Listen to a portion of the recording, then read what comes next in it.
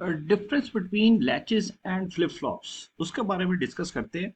Basically जो basic difference है latches और फ्लिप फ्लॉप में, कि लैच बेसिकली आपके जो भी क्लॉक पल्स आ रही है वो क्लॉक पल्स में जितनी देर तक ये हाई रहेगा, मींस कि ये लेवल पे जब तक हाई, जब इसमें हाई रहेगा उस दौरान में ये इनपुट को फॉलो करता रहेगा और उसके अकॉर्डिंगली आपके पास आउटपुट चेंज होती रहेगी।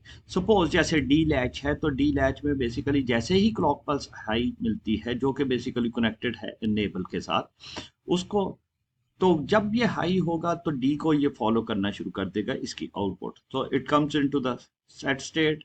फिर डी जीरो हुआ तो ये भी जीरो हो गया, वन हो गया, जीरो हो गया। सो डी को फॉलो किया कब तक, जब तक कि ये क्लॉक पल्स में राइज है। फिर जैसे ही ये लो हुआ तो इसने प्रीवियस स्टेट को कंटिन्यू किया अगेन, जब तक ये क्लॉक पल्स राइज रहा फिर इसने डी को फॉलो करना शुरू कर दिया। So that is basically sometimes not required. Most of the times it is not required. Normally आप क्या करते हैं, आप इनपुट देते हैं और उसके अकॉर्डिंगली आप क्लॉक पल्स देते हैं कि आप कहते हैं कि ओके जनाब ये इनपुट है और मैंने इसको सेट स्टेट में लेके जाना है। सो फ्लिप फ्लॉप क्या करता है, फ्लिप फ्लॉप इस तरह का कोई बिहेवियर नहीं करता। वो या तो पॉजिटिव एज पे या नेगेटिव एज पे किसी एक सिर्फ एज पे वो ट्रिगर करेगा।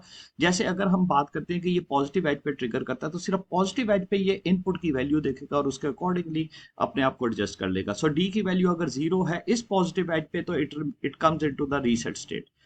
फिर नेक्स्ट पॉजिटिव एज आएगा तो वहां पे ये देखेगा, अगर फिर डी की वैल्यू जीरो है तो it remains in the reset state. Means कि हाँ जी कि आप इसको रीसेट स्टेट में लेके जाना चाहते हैं। अब सिक्वेंशियल सर्किट में होता क्या है कि बेसिकली आपके पास तीन तरह के एलिमेंट्स हैं। आपके पास एक मेमोरी एलिमेंट है जिसमें आप लैचेस और फ्लिप फ्लॉप्स यूज करते हैं, आप कॉम्बिनेशनल सर्किट यूज करते हैं, और आपके पास क्लॉक पल्स है, राइट। सो ये जो अगर आप देखें तो बेसिकली ये एक सिक्वेंशियल सर्किट है जिसमें आपके पास अगर यहाँ पे लैच यूज की जाए तो दैट इज बेसिकली वो फीडबैक हो रही है इस कम्बिनेशन सर्किट को, और कम्बिनेशन सर्किट की आउटपुट इसको दोबारा से फीड कर रही है, राइट। सो समटाइम्स आप चाहते हैं यहाँ पे कि आपके पास आउटपुट पे ये सेट स्टेट में चले जाए, लेकिन कंप्यूटेशनल सर्किट इसको फिर दोबारा से डिराइव कर देता है। अभी क्लॉक पल्स हाई ही होती है तो उसी दौरान में ये इसको फिर दोबारा से यहाँ पे जीरो जीरो आ जाता है और ये इसको रीसेट स्टेट में ले जाता है, राइट। क्यों? क्योंकि ये एक फीडबैक मैकेनिज्म है। सो सिक्वेंशियल सर्किट में एक फीडबैक मैकेनिज्म है जिस वजह से लैचेस को